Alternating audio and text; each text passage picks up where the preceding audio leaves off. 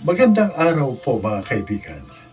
Sa araw na ito, itatampok natin ang kwento ng isang Salamat, dalaga stronger. na lumaking nasa anino God bless ng din pagiging sa'yo. matigas at maton dahil sa kagustuhan Hello, ng ama. friends.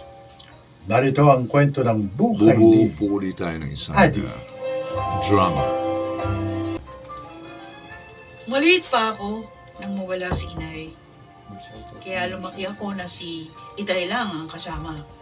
Dahil nga walang babae sa bahay, kaya lumaki akong kilos lalaki. Hello, Nelly. Shout out Manamit. sa'yo dyan. Tulad ni tatay. Kasi yun ang gusto niya eh. Ayaw niyang nililigawan ako at magugustuhan ng mga lalaki. May dahilan siya kung bakit niya ako pinalaking kilos maton. Tay, bakit bumangon na kayo? Saan kayo pupunta? Ilalabas ko yung tricycle, anak.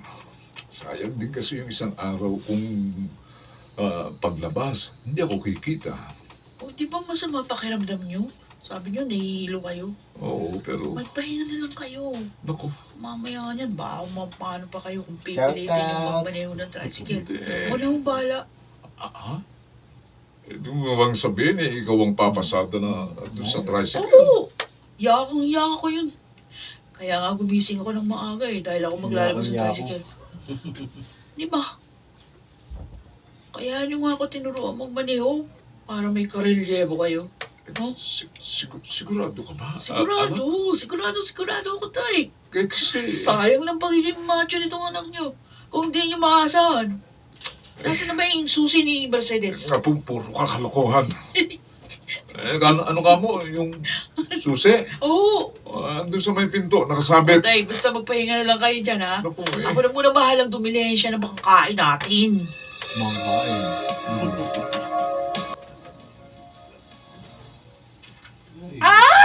Aray! Tricycle! Para! Aray ko. Ate, ano ba nangyayari sa inyo? Di mo ba nakikita? Ha? Sumasakit na ang tiyan ko, mga anak na yata ako. Bakit nag-iisa kayo? Hindi pa kasi dumarating ang asawa ko. Kanina ko pa tinawagan sa trabaho niya. Aray ko! Ano ba tinitingin-tingin mo dyan? Hindi mo ba ako tutulungan sumakit dyan sa tricycle mo? Oo, sasakay ko kayo. Para madala na kayo sa ospital.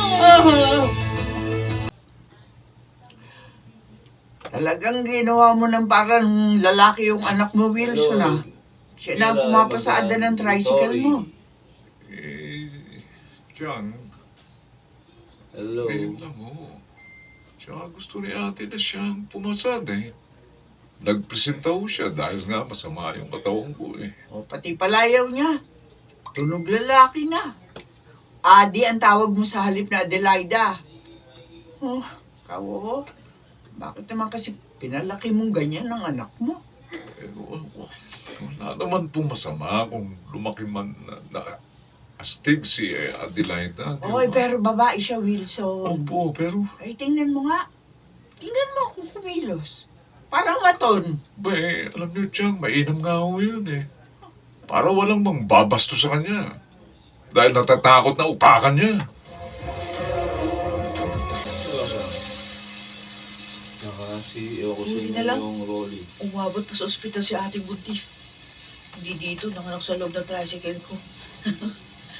Hirap pala maging babae. Lalo na kapag makahanap.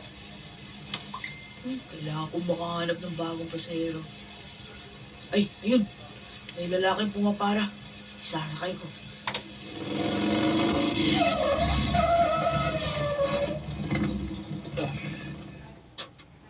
Sa kabilang barrio tayo, bossing. Ay, nako. Sorry, miss pala. Okay lang ho yun. O, sakay na.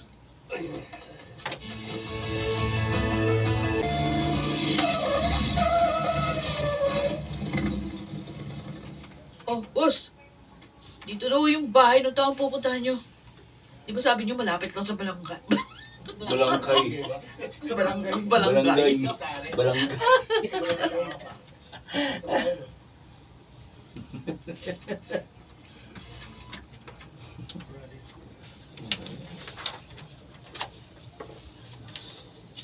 Dito na ho yung bahay na tawang pupuntahan nyo. Di ba sabi nyo, malapit lang sa barangay? Oo, ganun nga. Dito na ba yun? Oo, ayan na yung barangay hall, oh. Diyan na lang kayo magtanong. 30 pesos bayad hanggang dito. Ay, sandali. Eto ba yan? Taga Maynila ka ba? Oo. Dumalaw lang ako sa isang kamag-anak. Pero baka magtagal ako dito. Ay, ganun ba? Itong paper bag nyo, baka makalimutan mo. Mukhang pasalubong ang laman yan. Siya nga pala, ako si Rolly. Ikaw, pwede ba malaman ng pangalan mo? Ah? Bakit? Wala lang. Pwede ba? Balikan natin ang ating tampok na kasaysayan dito sa ating dulang. Ito ang aking buhay. Sinisingil ako sa ulit. Naku, pinsan. Malamang type ka ng binatang yun. Kaya inalam ang pangalan mo. Ano nga bang name niya? Rolly? Tama? Oo, Rolly? Rolly. Oo. Mm. Pero baliw ba siya? Tsaka ba't ako'y matitipuhan niya? Ano siya, bading? Magkakagusto sa lalaki. Hello! Oy, pinsan. Babae ka pa rin ano? Asig ka lang kumilos, pero sa itsura mo, babaeng-babae ka. Mas pretty ka pa nga sa akin eh. Mag-dress ka lang, tapos ilugay mo yung hair mo na nakatago dyan sa sombrero mo, tapos konting face powder. Ha? Anong panama ng mga kandidata sa beauty pageant? Uy, pwede ba? Huwag kang ganyan, Katya. Nagsasabi lang ako ng totoo. Ayan, may kumakatok. Teka, titingnan ko ba si Iday na. Hmm, Wait lang, pinsan ah. okay. Uy, Kumusta ka na, Adi? bakit ka na dito, Rolly? Para dalawin ka. Ano? Pinagtanong ko kung saan ka nakatira. Ba't mo ko dadalawin? Wala naman ako sakit. Tsaka, para ano't gusto mo akong bisitahin? Para maging kaibigan. Huh? At makilala ka na rin ng lubusan. Ito naman, sa dinami-dami ng chika babes mo na pwedeng ligawan, bakit ang katulad ni Adi ang nakonsuldahan mo? Nata-challenge ako sa kanya, Arman. Yun lang. Saka hindi ko rin maipaliwanag pero tinamaan yata ako sa kanya Tibo yun eh. Babae pa rin yun. O tol, mukhang pinahihirapan mo lang ang sarili mo. Ang kulit mo rin, Rolly. Di ka ba nagsasawa? Punta ka ng punta dito sa amin. Paano ako magsasawa kung masaya ako nakikita ka lagi? Yak, corny. Alam mo, malapit na kita sa pakin sa kakornihan mo. Kung yung ba magpapasaya sa'yo Ano? Tatanggapin ko ang sapak mo. Aba? Pero gagantihan kita. Sinusumbukan mo ako? Akala mo yata nagbibiro ko sa'yo, ha? Kuya, masakit yun Tagabasa. pero di ba sabi ko gagantihan kita? Sasapakin mo rin ako. Siyempre hindi sapak ang igaganti ko, kundi gagantihan kita ng halik. Iwan mo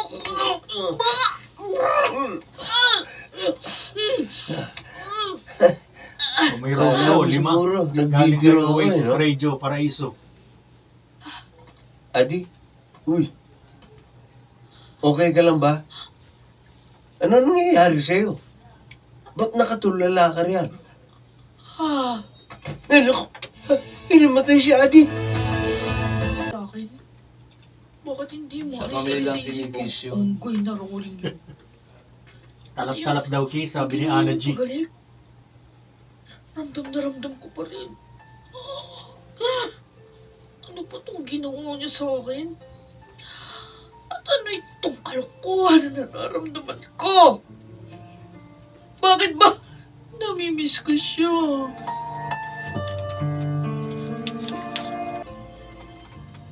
Adi, ano ba nangyayari sa'yo, ha? Ilang araw ko na napapansin na madalas kang natutulala riyan. Bakit ba? Wala po, tay. Tsaka, Ba't palagi kang pinupuntahan dito ng rolling yon? Oh? Tinataon pa na pumapasada ako. Siyempre, ayaw ko Niligawan ka ba niya? Ako, hindi oh. Naku, huwag siya magkakamali. Uupakan ko siya. Tayo naman. Nakikipagkaibigan lang naman yung tao. Parang gustong-gusto mo rin na pinupuntahan ka rito, ah. Oo. Sandali! Ay. Meron ba akong dinalalaman, ha? Adelaida? Meron ka bang hindi sinasabi sa akin? Ano nga yun? Sabihin mo na kasi para mabili na natin habang nandito pa tayo sa palengke. Oops, sakto. Ikaw ha? Kanina pa kita napapansin pa na yung tingin mo sa bestidang yon na naka-display. Ha? Gusto mo bang bilhin yon? Ano kasi? Ano? Ay nako, pakipot pa kasi. Halika na. Lumapit na tayo dun sa bestidang kolsonada mo. Tapos, bumili ka na rin ng make-up, pabango, hair clip, mga ganun. Alam ko namang yun ang gusto mong bilhin eh. Nahihiya ka lang. Pinsan, sabi ko naman kasi sa'yo, babae ka pa rin. Hindi mo ba sabihin sa akin? Huh, alam ko, kinikilig ka na kay Rolly. Ay, type mo na siya, no?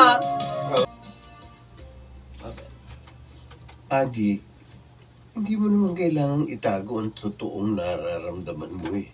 Natatakot kasi ako eh. Tsaka, ngayon lang ako nakaramdam ng ganito. At masaya ako na sa akin mo yun unang naramdaman. Kaya lang, ang itay, hindi niya magugustuhan. Baka magalit yun eh. Bakit siya magagalit? Masama bang magmahal ka? Kahit sino ka pa, Adi, mahal kita. At pangako ko sa'yo, gagawin ko ang lahat para maging masaya ka. Ikaw na bata ka, oh. Akala ko kung ano na problema mo.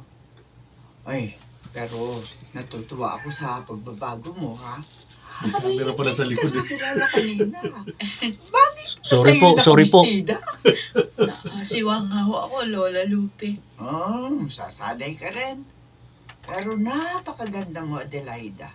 Kamukha ka ng nasira mong nanay. Baka nga hindi magustuhan ni itay kapag nakita niyang iba yung suot ko. Ay, basta. Ako ang bahala sa kanya. Open. So, ako na nagsabi sa iyo. Dahil hindi kayang sabihin sa iyo ng anak Kumari mo. fading in. May relasyon na pala sila ng rolling yun, ah. Hindi. Kaya naman pala unti-unti, nagbabago na ang kilos niya. Ay, at nagsusuot na rin siya ng bestida. Ang ibig sabihin, Yeah, girl na siya. Strong babae girl. pa rin ang anak mo, Wilson. Ay, nako. Hindi maaari ito, Chang. O, anong gagawin mo? Hahadlangan mo sila? Makikialam ka sa damdamin ng anak mo? Kilala ko ang pamilya ng Rolly na yon. Galing siya sa isang matinong pamilya. At saka meron naman siya maayos na trabaho. Chang, O ano? naku, kung hindi na ako nagpipigil, hahampasin ko itong mesang to eh. Hindi pwede mag-asawa ang anak ko. Pa! Ano ba yung natatakot mo? Kasi naman Chang, ayoko mawala sa akin ang anak ko. Nag-iisa na lang ako. Kung mag-aasawa siya, paano na ako? Yak naiiwan ako ni Adelaida para sumama sa lalaking yun. Kaya nga pinalaki ko siya na parang lalaki para walang magkagusto sa kanya, Chang. At nang hindi rin siya makapag-isip na mag-asawa. Ay, ako, yun pa lang ay kinatatakot mo, Wilson. Pagiging makasarili yun. Chang, Mas magiging kawawa si Adi kung tatanda siya na nag-iisa at di magkakaroon ng pamilya. Ay, paano kung wala ka na? Tapos, ala siyang pamilya. Anong buhay ang naghihintay sa kanya? Wilson, huwag yung puro sarili mong iniisip mo. Isipin mo rin ang para sa anak mo. akala ko yung Nakapanganak ka. papipigilan ang ginawa kong pagpapalaki sa'yo na magkagusto ka at magplanong bumuo ng pamilya. Salamat. Halatang sinadya eh. Hindi pa. Wala kayong dapat ipag-alala. Mawawala ka na sa akin, anak. Hello, Rainbow. Alam ko darating ang araw na iiwan mo ko. Hindi mangyayari yon. Kahit na mag-asawa ko, hindi ko kayo iiwan. Ah. At kung kasal na kami, isasama ako ni Rolly sa lugar kung saan kami bubuo ng pamilya. Sisiguruhin ko po yan na kasama kayo. Talaga? Oo, totoo po yun. Kasi, aalagaan niyo pa yung mga magiging apo niyo. Makikipaglaro pa kayo sa kanya. Totoo ba yan, anak? Totoo ba yan, anak? Hindi mo ako iiwan. Hindi. Kaya hindi ako mawawala. Adelaida. Kundi, madadagdagan pa ang taong magmamahal sa inyo. Bossing.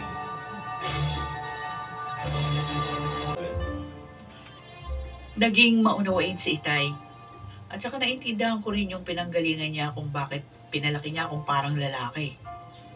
Pero, nagbago ang lahat ng yon dahil pinatunayan ko sa kanya na kahit ano man ang mangyari, kahit na magkapamilya ako, magkakasama kami.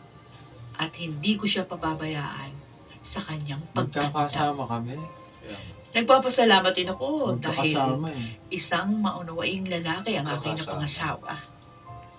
Ako Magkasama. po si Adelaida, Pwede rin. At ito? Hmm. ang aking buhay. Minsan, may mga bagay na ikinatatakot ang ating mga mahal sa buhay. Pero kung mabibigyan natin sila ng kasiguruhan, Ano? Ano ba yung nasabi ni Osong kanina? Magkakasama kami at hindi ko siya pababa. Magkakasama kami. Alright. Kung parang Alright. lalaki. Pero